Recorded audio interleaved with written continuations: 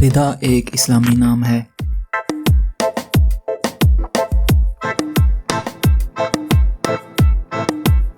रिदा नाम की इब्तदाई तारीख अरबी ज़ुबान से निकलती है।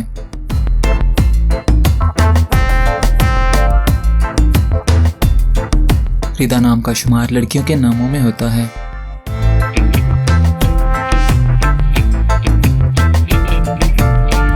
रिदा नाम का मतलब शर्म वाली, हया वाली, ओढ़नी और चादर है।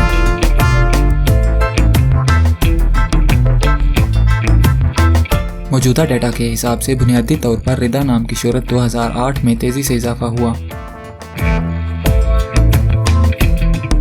रिदा नाम की पॉपुलैरिटी का ग्राफ आप 2004 से 2020 तक देख सकते हैं। ट्रेंड्स के हिसाब से रिदा नाम की शोहरत का ग्राफ 2009 में मकबूलियत की इंतहा को छूने लगा। इस्तेमाल के लिहाज से रिदा नाम पाकिस्तान, मोरक्को और लबनान में कसरत से इस्तेमाल किया जाता है। इंग्लिश में रिदा 4 लेटर्स पर मुश्तमिल है।